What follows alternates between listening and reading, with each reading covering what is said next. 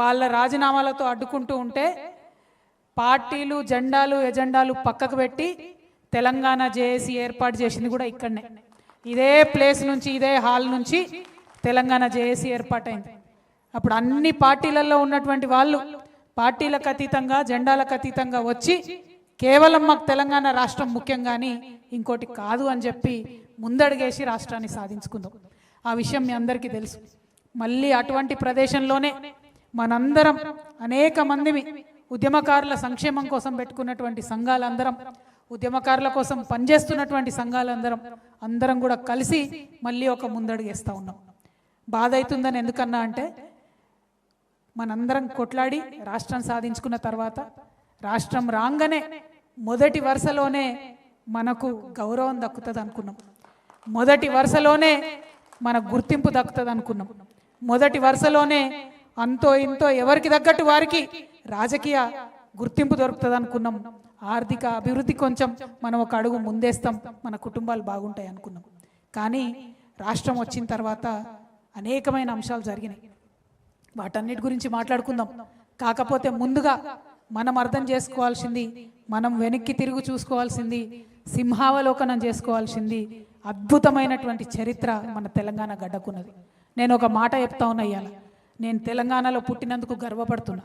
ఎన్ని కష్టాలన్నా కానీ, ఎన్ని నష్టాలన్నా కానీ, ఏమన్నా కానీ, ఎన్ని జన్మలున్నా మళ్ళా తెలంగాణలోనే పుట్టాలని కోరుకుంటున్నా.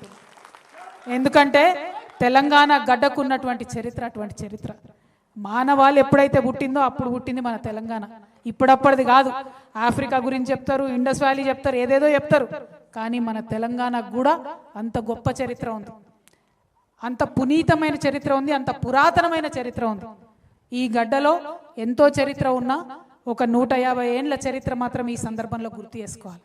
మొట్టమొదటి బ్రిటిష్ వాళ్ళకు వ్యతిరేకంగా పోరాటం చేసినటువంటి గోండు బిడ్డ రామ్జీ గోండుని 1850లో 1860లో దారుణాతి దారుణంగా ఆయనతో పాటు ఆయన ఫాలోవర్స్ అయినటువంటి 1000 మంది ఉద్యమకారులను ఒకటే మర్రి చెట్టుకు ఉరివేసి అత్యంత దారుణంగా బ్రిటిష్ వాళ్ళు చంపిండ్రు. ఆ చరిత్ర మరుగున పడిపోయింది. మనం చెప్పుకున్నాం, తవ్వుకున్నాం, తోడుకున్నాం ఉద్యమ సందర్భంలో. ఎట్టి పరిస్థితుల్లో ఆ త్యాగాన్ని మనం మర్చిపోకూడదు. ఆయన స్ఫూర్తితోని మళ్ళా దాదాపుగా 1940లో ఇంకొక గోండు బిడ్డ కొమరం భీం బయలుదేరి జల్ జంగల్ జమీన్ అని చెప్పి హక్కుల సాధన కోసం నిజాం సైన్యానికి ఎదురొడ్డి పోరాడి అమరుడైనటువంటి కొమరం భీం. ఆ తర్వాత ఆయన స్ఫూర్తిని అందుకొని దాదాపుగా 1940 జూలై 4వ తారీఖు నాడు, 46 జూలై 4వ తారీఖు నాడు దొడ్డి కొమరయ్య అమరుడైండు. ఆనాటి నిజాం యొక్క గూండాలు, జమీందారులు, దొరలు, వారి యొక్క ప్రైవేట్ సైన్యం యొక్క దురాగతాలకు దొడ్డి కొమరయ్య అమరుడైతే మొత్తం అగ్గి ఉట్టింది తెలంగాణ అంతా. పేద బీద బిక్కి అందరు కూడా బయలుదేరి ఆయుధాలు పట్టుకొని ఇంకా సహించం ఈ దురాగతం, దున్నేవాడిదే భూమి, మా భూమి మాకు కావాలని ఆనాడు 1942లో వాళ్ళందరూ కూడా కొట్లాడితే మనకు స్వతంత్రం వచ్చే కన్నా ముందే, భారతదేశానికి స్వతంత్రం వచ్చే కన్నా ముందే బీద బిక్కికి అందరికి కూడా భూములు పంచుకున్నాం మనం ఇక్కడ తెలంగాణలో. ఆ తర్వాత స్వాతంత్రం వచ్చింది 1947లో, 48లో మనల్ని విలీనం చేసిండ్రు. ఇక స్వతంత్రం వస్తుందనంగా రజాకారుల దురాగతాలు భరించింది ఈ నేల, ఘోరాతి ఘోరమైన దురాగతాలు. బతుకమ్మలు ఆడించిండ్రు, ఆడబిడ్డల్ని బట్టలు ఇప్పించి అనేకమైన దురాగతాలు ఈ నేల సహించింది. ఆ తర్వాత మొత్తం ఇండియన్ సైన్యం వచ్చింది, ఆ సైన్యం దురాగతాలను కూడా భరించడం. ఎందుకు చెప్తా ఉన్నా అంటే ఈ నేల 150 సంవత్సరాల నుంచి నెత్తురు ఒడుస్తూనే ఉన్నది. ఎక్కడ కూడా మనకు శాంతి లేదు, సంతోషం లేదు. ఆ నెత్తురు ఓడుతున్నటువంటి చరిత్రను గుర్తు చేసుకోవాల్సిన సందర్భం ఇది. స్వతంత్రం వచ్చింది, స్వతంత్రం వచ్చిన వెంటనే వచ్చినటువంటి ఆ గవర్నర్ పాలనలో అప్పటిదాకా మనకు ఉర్దూ స్కూళ్ళు, ఇంగ్లీష్ లేదు, తెలుగు లేదు స్కూళ్ళు, మొత్తం మద్రాస్ స్టేట్ నుంచి, ఆంధ్ర నుంచి ఇబ్బడిగా టీచర్లను తీసుకొచ్చిరు. మనకి ఇంగ్లీష్ చెప్పాలి, తెలుగు చెప్పాలని. వాళ్ళ లొల్లి భరించలేక 1952లోనే Mulki non Mulki go back అనేటటువంటి పెద్ద ఉద్యమం వచ్చింది. అది అయిపోయింది, అక్కడ కొట్లాడినాం. ఆ తర్వాత 56లో అప్పుడున్నటువంటి మన రాజకీయ నాయకులందరూ కూడా ఢిల్లీకి గులాములు అయ్యి మనల్ని తీసుకుపోయి ఆంధ్రలో కలిపిండ్రు. తర్వాత 1962లో ఇడ్లీ సాంబార్ గోబ్యాక్ అనేటటువంటి మూమెంట్ వచ్చింది. అంటే ఎక్కడ గ్యాప్ లేదు. 3 ఏళ్ళు, 2 ఏళ్ళు, 4 ఏళ్ళకు ఒక ఉద్యమం వస్తూనే ఉన్నది తెలంగాణ. ఎన్నడూ మనం ప్రశాంతంగా లేము. 62లో ఇడ్లీ సాంబార్ ఉద్యమం వస్తే ఆ తర్వాత 1969లో జై తెలంగాణ మూమెంట్ వచ్చింది. ఇక మాతో కాదురా నాయన, వీళ్ళతో ఉండలేము, మమ్మల్ని దయచేసి వేరు చేయండి అని చెప్పి కలిపినాక వెంటనే 1969లో ఉద్యమం వస్తే కాసు బ్రహ్మానందరెడ్డి గారు 369 మన పిల్లలను పొట్టన పెట్టుకున్నాడు, తుపాకులతోని కాల్చి చంపిండు. కానీ తెలంగాణ రాష్ట్రం వచ్చిన తర్వాత కూడా ఇంకా కేబీఆర్ పార్క్ పేరు కేబీఆరే ఉన్నది. అదే బాధ, వేరే బాధ ఏం లేదు మనకు. మనని గుర్తించిర్రా, మనకు పదవి వచ్చిందా, పైసలు వచ్చిందా, రెండోది. ఎందుకు బాధపడుతున్నాం ఇవాళ అంటే, ఏ అంశాల కోసమైతే కొట్లాడినామో, ఏ గౌరవం కోసమైతే కొట్లాడినామో, ఏ చేదు గుర్తులైతే ఉండొద్దు అనుకున్నామో అవి ఇంకా మిగిలే ఉన్నాయి. అదే పెద్ద బాధ, వేరే బాధ ఏం లేదు. ఇవాళ మనం 1969 దాటుకున్నాం. ఆ తర్వాత దాదాపుగా 20 సంవత్సరాలు నేల నిజంగా ప్రతి ఊర్లో నెత్తురు పూలు ఊసినట్టే నక్సలైట్ ఉద్యమంలో పోయినటువంటి మన బిడ్డలను ఘోరాతి ఘోరంగా రాజ్యం పొట్టన పెట్టుకున్నది.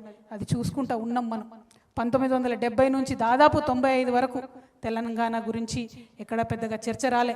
ఎందుకంటే జై తెలంగాణ అన్నోళ్ళ నల్ల ఎత్తుకపోడు సంపుడు. నాకు తెలిసి వరంగల్లో పద్మాక్షమ్మ గుట్ట ఇప్పటి వరకు కూడా నెత్తురోడుతూనే ఉన్నట్టుందని నేను అనుకుంటా ఉన్నా. మరి అటువంటి సందర్భంలో 1995లో అనేక మంది విప్లవ వీరులు, ప్రజా సంఘాలు, జనశక్తి ఆధ్వర్యంలో బయటకు వచ్చి వరంగల్ డిక్లరేషన్ చేసిండ్రు. అప్పుడు పుట్టింది మళ్ళీ ఒకసారి అగ్గి.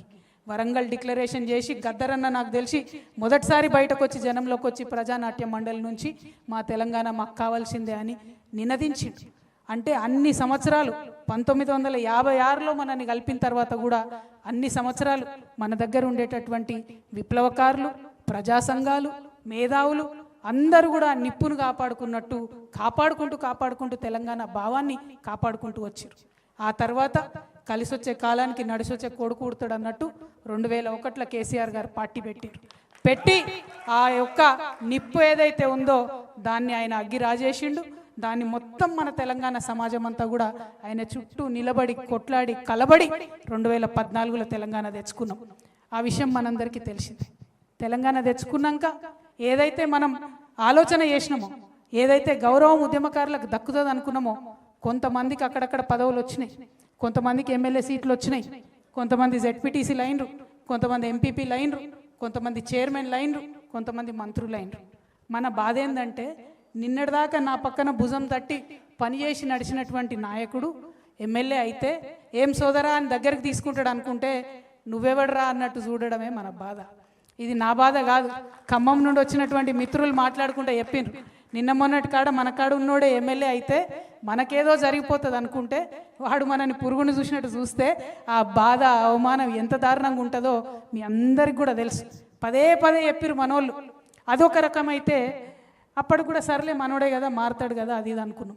కానీ ఎవరైతే తెలంగాణ ఉద్యమాన్ని వ్యతిరేకించిరో, ఎవరైతే సమైక్యాంధ్రవాదాన్ని సపోర్ట్ చేసిరో వాళ్ళందరూ కూడా టీఆర్ఎస్ పార్టీలోకి రావడం ఎవ్వరం కూడా తట్టుకోలేకపోయినాం. వాళ్ళు వచ్చి మనం ఎవరి ఇండ్ల మీదకైతే పోయినామో, ఎవరైతే పోలీసులను పెట్టి మనల్ని కొట్టించిండ్రో, మన ఈపుల మీద లాఠీలు ఇరిచిండ్రో వాళ్ళందరూ వచ్చి మన కేసీఆర్ పక్కన కూర్చుంటారు ఏందని బాధ తప్పితే ఇంకో బాధ లేదు ఉద్యమకారులకు. ఇవాళ ఇక్కడ ఉన్న ప్రతి ఒక్కరు అదే అన్నారు, ఎవ్వరం సార్ని తిట్టాలనుకుంటలేం, కేసీఆర్ గారిని తిట్టాలనుకుంటలేం. ఎందుకు బాధపడుతున్నామంటే 10 ఏళ్ళు రాజ్యం ఇస్తే టీఆర్ఎస్ పార్టీ ఎందుకు న్యాయం చేయలేదన్నది మాత్రం ఖచ్చితంగా అడిగి తీరాల్సినటువంటి ప్రశ్ననే.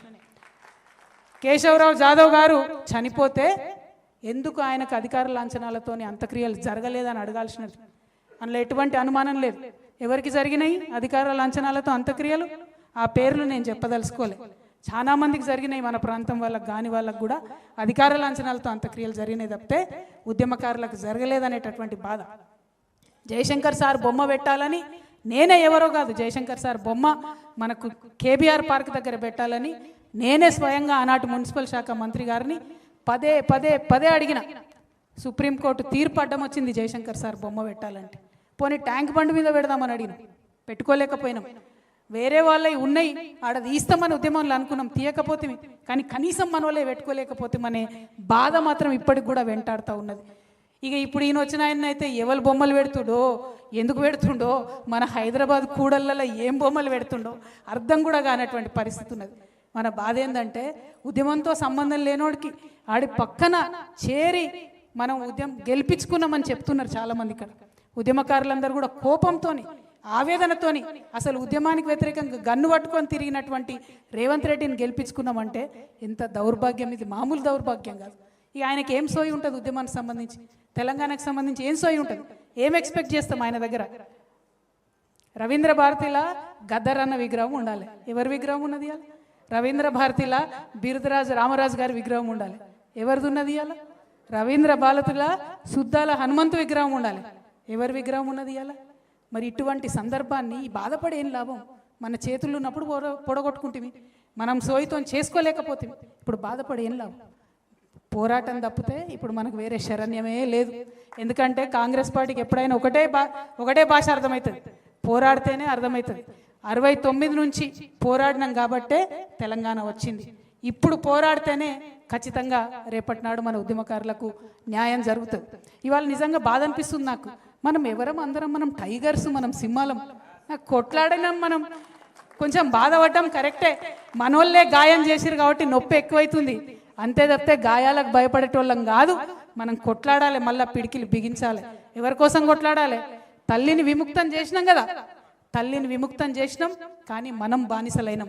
ఇవాళ మన బానిస సంఖ్యలు తెంచుకోవడం కోసం మనం ముందటికి పోవాలి, మన బతుకు తెరువు కోసం మనం ముందటికి పోవాలి, మన పిల్లల దగ్గర, మన కుటుంబం దగ్గర మన గౌరవం నిలబెట్టుకోవడం కోసం ఖచ్చితంగా ముందుకు పోవాలి, ముందడుగేయాలి, వేద్దాం. నేను ఆనాడు చెప్పినా మళ్ళీ ఈనాడు చెప్తున్నా, ఉద్యమకారులు బాగా కష్టపడున్నారు, ఇబ్బంది పడున్నారు. మళ్ళా ఒకసారి మీ మీద లాఠీ పడితే దానికి ముందు నా మీద పడేటట్టు మీ ముంగట నేను నడుస్తాను ఆనాడు చెప్పిన, మళ్ళీ కూడా చెప్తా ఉన్నా. మీ మీదికి ఎక్కువ పెడితే ఆ బుల్లెట్ మొదట నన్ను దాటుకొనే మీ దగ్గరకు వస్తుందనే విషయాన్ని కూడా నేను మళ్ళీ చెప్తా ఉన్నా. నేను ఉట్టుగా చెప్తలేను, చాలా బాధతో ఆవేదనతో చెప్తున్నా. మా అన్నదమ్ములు అక్క చెల్లెలు అలా మాట్లాడిన వాళ్ళందరికీ చెప్తున్నా. మీరు బయట ఉండి బాధపడ్డారు, నేను లోపల ఉండి బాధపడ్డా. అంతకు మించి కొత్తగా జరిగింది ఏం లేదు. నేను జీ హుజూర్ అంటే గానే ఉంటుండి, క్యా హుజూర్ అన్న కాబట్టి గీడున్నాయి అలా బయట. కాబట్టి మీరు ఆలోచన చేసుకోండి, అర్థం చేసుకోండి. పెద్దగా విప్పి చెప్పాల్సిన అవసరం లేదు, ఇంటి గుట్టు బయట పెట్టుకోవాల్సిన అవసరం లేదు. ఉద్యమంలో కలిసి పనిచేసినాం, ఉద్యమం కోసం పనిచేసినాం, రేపు కూడా రాష్ట్రం కోసమే పనిచేయాలి. మనం తెచ్చుకున్న రాష్ట్రం, మనం తెచ్చుకున్నటువంటి ఈ రాష్ట్రం మన యువమిత్రులకు పనికొచ్చేటట్టు ఉండాలి. ఏం జరుగుతుంది అలా? రేవంత్ రెడ్డి గారు వచ్చినప్పుడు ఏమన్నాడు ఆయన ఏమన్నాడు? మొత్తం నిరుద్యోగులకు అన్యాయం జరిగిందన్నాడు. ఇవాళ ఏం చక్కదనం జరుగుతుంది? మరి 2 సార్లు పరీక్ష పెడితే ఇవాళ కూడా గదే పరిస్థితి కదా. ఇవాళ కూడా నిరుద్యోగులు పోయి కోర్టు చుట్టూ తిరుగుతున్నటువంటి పరిస్థితి కదా. మరి ఆనాడు న్యాయం జరగలేదు, ఈనాడు న్యాయం జరగలేదు. చేసింది ఏందిరా నాయన అంటే తెలంగాణ తల్లి చేతులకి వెళ్ళి బతుకమ్మని తీసేసిండు, రంగు మార్చిండు, సెక్రటేరియట్లో పెట్టిండు. ఆమె ఏం తల్లో ఎవరికైతే అర్థమైతలేదు. మరి అద్దప్పుతో ఆయన చేసింది ఏమీ లేదు. నేను ఇవాళ డిమాండ్ చేస్తూ ఉన్నా, మన ఉద్యమకారులందరి పక్షాన నేను డిమాండ్ చేస్తూ ఉన్నా. ఒకటే ఒక మాట అడుగుతా ఉన్నా, ఏదైతే తెలంగాణ ఉద్యమకారులకు చేస్తారని మీరు చెప్పినరో ప్రతి ఒక్కటి చేయాల్సిందే. ఇప్పుడు ఈ సందర్భంలో ఎందుకు పెట్టినాం సభ? ఎందుకంటే ఫిబ్రవరి 26 నుండి బడ్జెట్ సమావేశాలు వస్తూ ఉన్నాయి. ఆ బడ్జెట్ సమావేశాల్లో మరి ఖచ్చితంగా తెలంగాణ ఉద్యమకారులు అమరవీరుల కుటుంబాలకు ఏదైతే మీరు ఇస్తామని చెప్పారో 25,000 రూపాయల పెన్షన్ ప్రతి అమరవీరుల కుటుంబానికి ఇస్తా అన్నారు. ప్రతి అమరవీరుల కుటుంబానికి ఒకరికి ఉద్యోగం ఇస్తామన్నారు. దానికి సంబంధించి బడ్జెట్లో ప్రకటన చేయాలి. రెండవది, ప్రతి చోట ఉద్యమకారులు ఎవరైతే ఉన్నారో వాళ్ళని గుర్తిస్తామన్నారు.